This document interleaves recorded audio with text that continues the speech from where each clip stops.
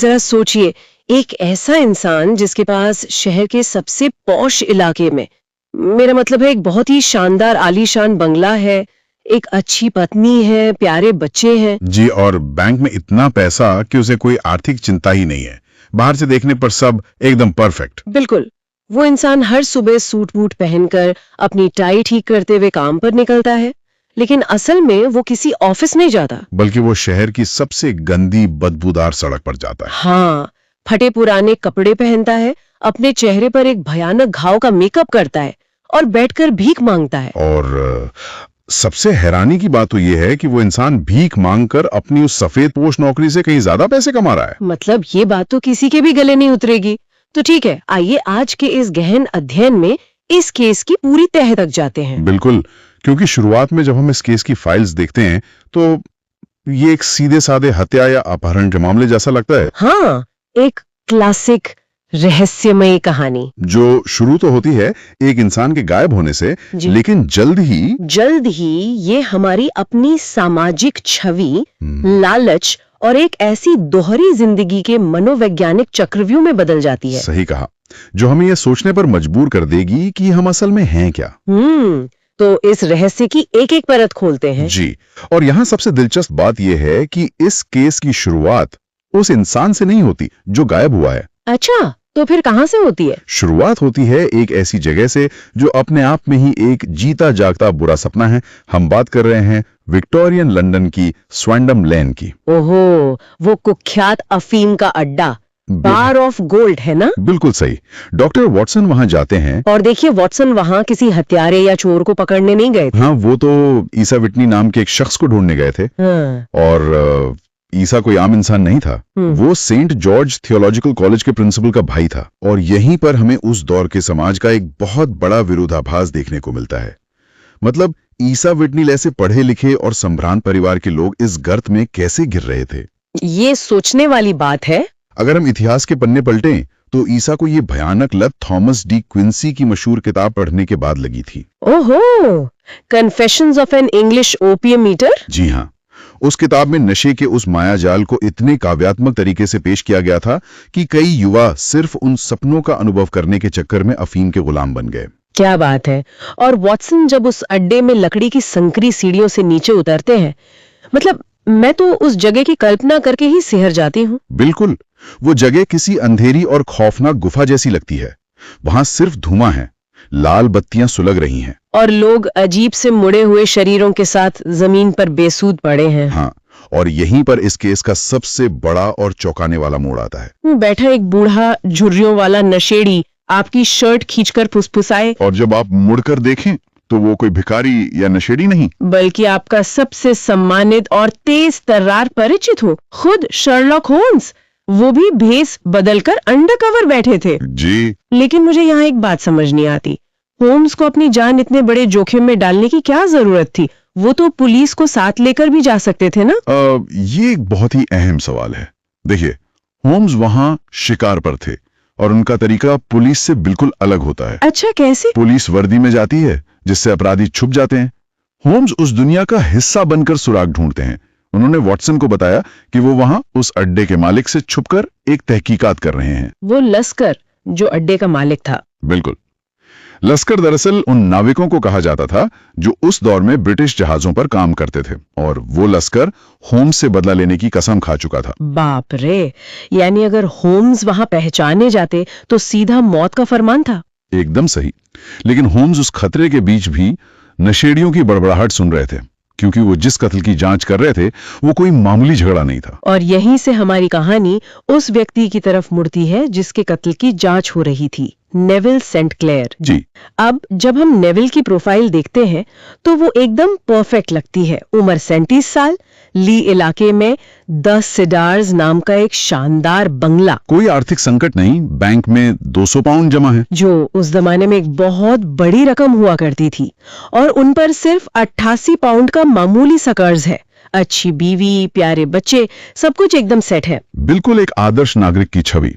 लेकिन ये परफेक्ट तस्वीर पिछले सोमवार को चकनाचूर हो जाती है। हाँ, नेविल शहर जाते हैं और एक अजीब इत्तेफाक देखिए, उसी दिन उनकी पत्नी एक पार्सल लेने के लिए फ्रेज़नो स्ट्रीट जाती हैं। जो कि उसी स्वैंडम लेन के ठीक पास है जहां वो खौफनाक अफीम खाना था। और ये इत्तेफाक ही इस पूरी कहानी का ट्रिगर पॉइंट है। मिसेस सेंट क्लेयर उस गली से गुजर रही होती हैं और अचानक उनकी नजर उसी अफीम खाने की पहली मंजिल की खिड़की पर पड़ती है। और वो वहां अपने पति नेविल को देखती हैं। हाँ, नेविल बहुत डरे हुए लग रहे थे। उन्होंने अपनी पत्नी को देखकर हाथ हिलाया और फिर अचानक ऐसा लगा जैसे किसी ने उन्हें बहुत जोर से पीछे अंधेरे में खींच लिया हो। मिसेस सेंट क्लेयर ने एक और अजीब चीज नोटिस की थी वहां। नेविल ने उस वक्त कॉलर या टाई नहीं पहनी हुई थी, जो कि विक्टोरियन दौर के एक शरीफ इंसान के लिए बहुत ही असामान्य बात थी। बिल्कुल, एक पत्नी के लिए ये किसी बुरे सपने से कम नहीं था। वो तुरंत पुलिस को लेकर उस इमारत में घुसती हैं। लेकिन जब पुलिस उस कमरे का दरवाजा तोड़कर अंदर पहुंचती है तो कमरा खाली मिलता है। नेविल का वहां कोई नामो निशान नहीं था। वहां सिर्फ 2 लोग थे, एक तो वो लश्कर और दूसरा एक भिखारी जो उसी कमरे में रहता था, ह्यूग बून। उफ, ह्यूग बोन का हुलिया ऐसा था कि कोई भी उसे देखकर डर जाए। वो लंगड़ाता था, उसके चेहरे पर एक बहुत ही भयानक घाव का निशान था और उसके बाल चमकीले नारंगी रंग के थे। पुलिस ने पूरा कमरा छान मारा, नेविल नहीं मिले, लेकिन खिड़की के पास फर्श पर खून की ताजा बूंदें जरूर मिली। हाँ, और पर्दे के पीछे नेविल के कपड़े, उनकी घड़ी, जूते सब मिल गए, सिवाय उनके कोट के। अब अगर हम एक आम पुलिस अधिकारी के नजरिए से सोचें तो ये एक खुला और सीधा मामला था।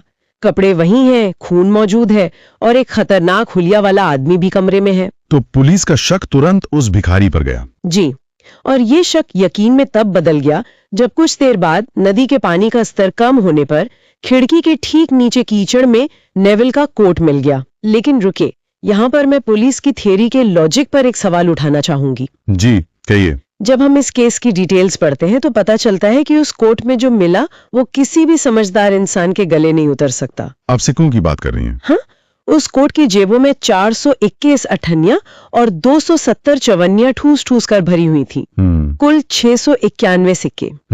जरा सोचिए, अगर उस भिखारी ने खून किया होता और वो सबूत मिटाना चाहता था तो वो सारे कपड़े कमरे में ही क्यों छोड़ता? और कोई अपने कोट में इतने भारी सिक्के क्यों भरेगा? मुझे तो ये थियरी बहुत ही बेतुकी लगती है। आपका सवाल बिल्कुल जायज है और होम्स ने भी शुरुआत में इसी उलझन का सामना किया था। लेकिन यहाँ हमें इंसानी मनोविज्ञान को समझना होगा। कैसे? जरा खुद को उस कमरे में रखकर सोचिए। बाहर पत्नी चिल्ला रही है, पुलिस सीढ़ियों पर दौड़ रही है। कातिल के पास सोचने के लिए शायद सिर्फ चंद सेकंड थे।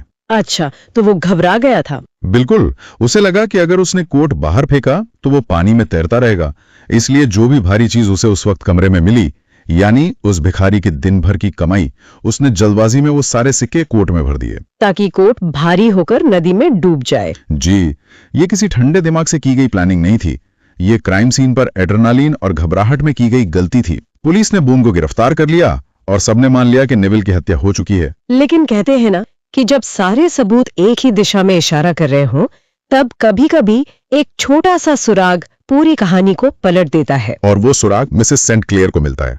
उन्हें अपने पति के जिंदा होने का पूरा विश्वास था। उनका अंतर्ज्ञान या इंट्यूशन, उनका मानना था कि अगर उनके पति के साथ कुछ इतना बुरा होता तो उन्हें अंदर से महसूस हो जाता। हम अक्सर ऐसी बातों को भावनाएं मानकर खारिज कर देते हैं। पुलिस ने भी इसे एक दुखी पत्नी का भ्रम ही माना था। लेकिन ये अंतर्ज्ञान तब एक ठोस सबूत बन गया जब अगले ही दिन उन्हें खत मिलता है। हाँ, ग्रेवसेंट के पोस्ट ऑफिस से डाला गया खत, जिस पर नेविल की ही हैंडराइटिंग में लिखा था कि मुझसे एक बहुत बड़ी गलती हो गई है, तुम चिंता मत करना। जी। अब ये तो और भी पागल कर देने वाली बात है, लेकिन मुझे यहाँ एक चीज और खटक रही है।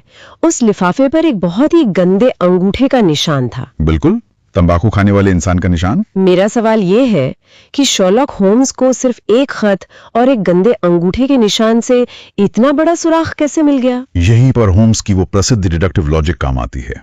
पुलिस सिर्फ क्या देखती है, होम्स कैसे और क्यों पर फोकस करते हैं। मतलब? होम्स ने नोटिस किया कि लिफाफे पर जो नाम लिखा था उसकी स्याही बहुत गहरी थी, जबकि पते की स्याही हल्की थी। इसका क्या मतलब हुआ? इसका मतलब है कि नाम लिखने के बाद पेन को कागज से उठाया गया, स्याही को सूखने का समय मिला और फिर कुछ देर बाद पता लिखा गया। अरे वाह! और होम्स ने निष्कर्ष निकाला कि खत खुद नेविल ने लिखा था, लेकिन लिफाफा किसी और ने तैयार किया था, शायद उसी भिखारी ने जिसे पता याद नहीं था। और वो गंदे अंगूठे का निशान? वो सिर्फ गंदगी नहीं थी, होम्स ने याद किया कि जेल में बंद उस भिखारी ह्यूग बून की उंगली पर एक ताजा कट था। वो निशान खून का था। बाप रे, यानी नेविल ने खत लिखा और भिखारी ने पोस्ट किया। जी, और इसके बाद होम्स रात भर एक नीले रंग के गाउन में तकियों का ढेर बनाकर फर्श पर बैठते हैं, अपना पाइप पीते हुए। हाँ, सुबह 4:15 बजे तक वो इस गुत्थी को सुलझाते रहे और सुबह उठते ही उन्होंने खुद को यूरोप का सबसे बड़ा बेवकूफ कहा, क्योंकि जवाब हमेशा से उनके सामने ही था। बिल्कुल। और फिर होम्स ने जो किया उसकी उम्मीद किसी को नहीं थी। वो किसी हथियार के साथ नहीं, बल्कि एक बड़े से बाथ स्पंज को लेकर बो स्ट्रीट पुलिस स्टेशन निकल पड़े, जहां इंस्पेक्टर ब्रैडस्ट्रीट ने उस भयानक भिखारी को बंद कर रखा था। मैं फाइल में पढ़ रही थी, वो भिखारी इतना गंदा था कि उसका चेहरा कोयले की तरह काला था। और जब होम्स उस सेल में जाते हैं तो वो भिखारी गहरी नींद में सो रहा होता है। होम्स चुपचाप स्पंज को गीला करते हैं और बिना कोई चेतावनी दिए सोते हुए कैदी के चेहरे पर जोर जोर से रगड़ देते हैं। जी हाँ, यहाँ से पूरी कहानी एक झटके में पलट जाती है। मतलब जैसे ही होम्स स्पंज रगड़ते हैं, उस इंसान का चेहरा ऐसे छिलके उतर जाता है जैसे कोई पुरानी छाल। वो गंदा भूरा रंग गायब, वो डरावना मुड़ा हुआ होठ और घाव का निशान, सब वैक्स का मेकअप था, वो भी गायब, और वो नारंगी बाल भी एक विग थी। और बिस्तर पर जो आदमी घबरा कर उठता है वो कोई भिखारी नहीं, बल्कि एक बेहद सभ्य इंसान था, खुद नेविल सेंट क्लेयर, अपनी ही हत्या के आरोप में जेल में बंद। और ध्यान देने वाली बात यह है कि सच्चाई सामने आने पर वो पुलिस से नहीं डरता, बल्कि शर्म से अपना चेहरा तकिए में छुपा लेता है। जरा इस